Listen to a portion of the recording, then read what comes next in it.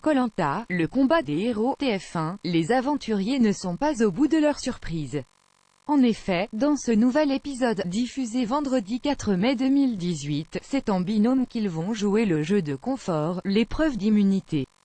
Et le conseil, jeu de confort après le conseil de la veille au cours duquel Candice a été éliminée, c'est l'incompréhension pour Alban, très attaché à la sportive.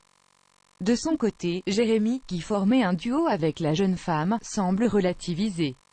Conscient qu'il pourrait être en danger au conseil, il commence à tisser des liens avec un Pascal plus stratège que jamais. Place au jeu de confort, arrivé face à Denis Brognard, les 8 aventuriers encore en lice découvrent que leur destin sera lié à un de leurs camarades. Pascal fait équipe avec Ravière, Jérémy avec Clémence, Nathalie avec Cassandre et Yacine avec Alban. C'est ensemble qu'ils vont s'affronter lors de la mythique épreuve de la boue. L'un des deux aventuriers devra plonger dans un bain de boue, transmettre la matière à son camarade afin que ce dernier aille remplir un seau. L'équipe gagnante sera celle dont le seau sera le plus lourd. Les vainqueurs auront la chance de découvrir le village principal de l'île le temps d'une soirée et d'une nuit unique auprès des habitants. Les filles profitent d'avoir des longs cheveux pour prendre l'avantage. Mais la technique de Pascal et Ravière, qui consiste à s'allonger pour récupérer le maximum de boue, semble fonctionner.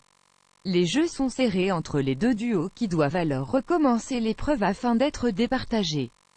C'est finalement l'équipe des filles qui l'emporte. Nathalie et Cassandre ont la possibilité de profiter de leur récompense à deux, ou alors de s'en priver pour l'offrir à leurs 6 camarades. Les jeunes femmes, généreuses, offrent leur récompense aux autres aventuriers.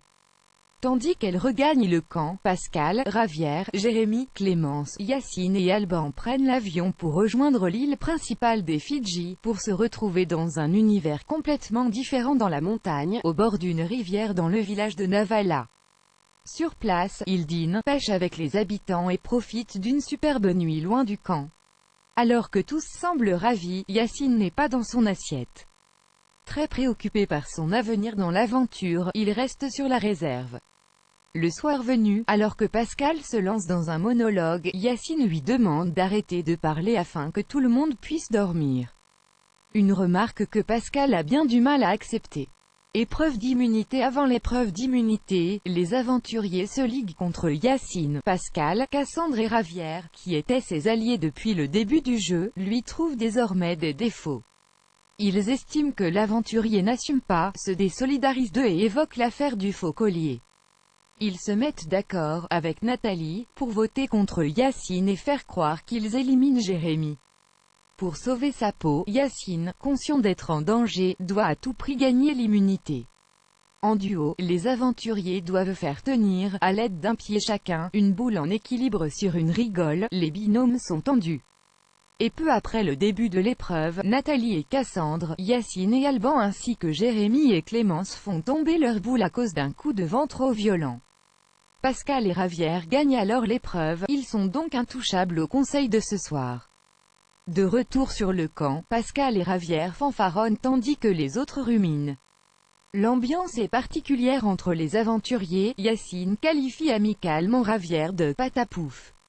Une remarque mignonne pour l'un, mais que Ravière ne prend pas très bien. Face caméra, ce dernier confie même être décidé à voter contre son ami d'antan.